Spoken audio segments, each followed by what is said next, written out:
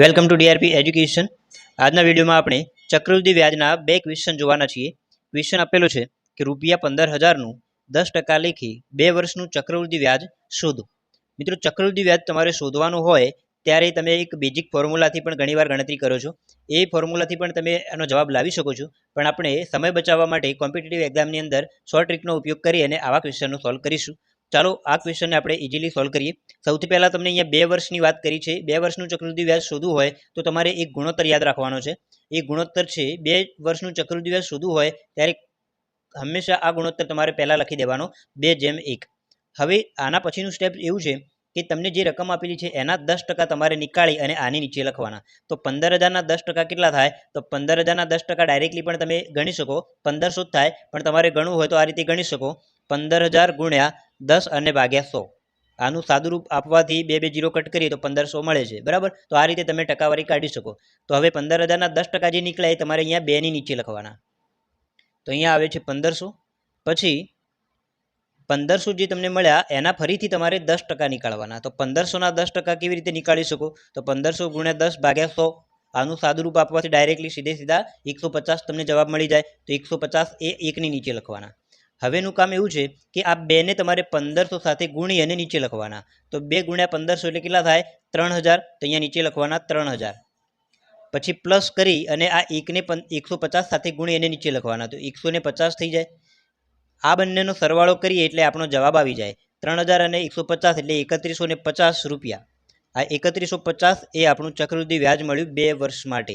તો 2 વર્ષ માટે જ્યારે પણ ચક્રવૃદ્ધિ વ્યાજ શોધવું હોય તો તમે આ રેશિયોવાળી મેથડ ઉપયોગ કરી શકો છો। વધુ એક એક્ઝામ્પલ જોઈએ એટલે તમને થોડોક વધારે આઈડિયા આવે આ મેથડમાં। ક્વેશ્ચન નંબર 2 જોઈએ। ક્વેશ્ચન નંબર 2 આપેલું છે કે ₹15,000નું 12% લેખે 2 વર્ષનું ચક્રવૃદ્ધિ વ્યાજ શોધો। અહીંયા રકમ એની જ રાખી છે પણ ટકાવારી બદલી છે આપણે વ્યાજનો દર। તો 12% લેખે 2 વર્ષનું ચક્રવૃદ્ધિ વ્યાજ શોધવાનું છે। તો આગળ આપણે એક્ઝામ્પલ ગણ્યો એ જ રીતે જ્યારે પણ 2 વર્ષનું ચક્રવૃદ્ધિ વ્યાજ શોધવું હોય તો તમારે આ રેશિયો યાદ રાખી લેવાનો કે 2/1। અલગ અલગ વર્ષ માટે આ રેશિયો અલગ અલગ હોય છે। આપણે અહીંયા ફક્ત 2 વર્ષ માટે પહેલાં એક્ઝામ્પલ જોઈએ। 3 વર્ષ 4 વર્ષ માટે આપણે અલગ વિડીયોમાં ક્વેશ્ચન જોવાના છીએ જેના માટેનો અલગ અલગ રેશિયો હોય છે। ચાલો અહીંયા આગળ ગણતરી કરીએ। સૌથી પહેલાં 2/1 ગુણોત્તર લખ્યા પછી 15,000ના તમારે 12% કાઢી અને 2 ની નીચે લખી દેવાના। તો 15,000ના 12% એટલે 15,000 ગુણ્યા 12 અને છેદમાં 100। આનું સાદુરૂપ આપીએ તો 2 0 ઉડી જાય। 150 અને 12નો ગુણાકાર કરવાથી જવાબ આવે તો 15 ગુણ્યા 12 કરીએ એટલે 180 થાય અને આ એક 0 લગાય એટલે 1800 રૂપિયા થાય, બરાબર। તો 15,000ના 12% એટલે 1800 થાય। એ આપણે 2 ની નીચે લખી દઈએ અને ફરીથી હવે બીજી વાર આ 1800ના ફરીથી 12% કાઢવાના અને એને 1 ની નીચે લખવાના। તો હવે 1800ના 12% એટલે 1800 ગુણ્યા 12 અને છેદમાં 100 લખવાના। તો અહીંયા 2 0 ઉડાડી દઈએ તો 18 ગુણ્યા 12 થાય। 18 ગુણ્યા 12 એટલે કે 216 આવે।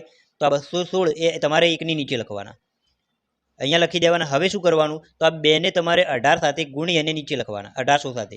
તો અહીંયા 1800 ગુણ્યા 2 કરીએ તો કેટલા થાય? 3600 પ્લસ 1 ને તમારે 216 સાથે ગુણી અને નીચે લખવાના। તો અહીંયા આવે 216। આ બંનેનો સરવાળો કરીએ તો જવાબ મળે છે મિત્રો 3816 રૂપિયા। એટલે કે 2 વર્ષનું અહીંયા 12% લેખે ચક્રવૃદ્ધિ વ્યાજ કેટલું બને છે? 3816 રૂપિયા। ચક્રવૃદ્ધિ વ્યાજ એટલે કે વ્યાજનું પણ વ્યાજ। તો અહીંયા તમને એવું જે ગણતરી આપી એમાં ડાયરેક્ટલી તમે ગણ્યું, પણ વ્યાજનું વ્યાજ કેવી રીતે થાય? તો અહીંયા 1500ના 12% લેખે પહેલા વર્ષે 1800 મળ્યા, બીજા વર્ષે ફરીથી 1800 મળ્યા અને બીજા વર્ષે આગળ જે પહેલા વર્ષનું 1800 વ્યાજ હતું એ 1800ના પણ ફરીથી 12% વ્યાજ મળ્યું। એટલે કે વ્યાજનું પણ વ્યાજ એને કહેવાય ચક્રવૃદ્ધિ વ્યાજ।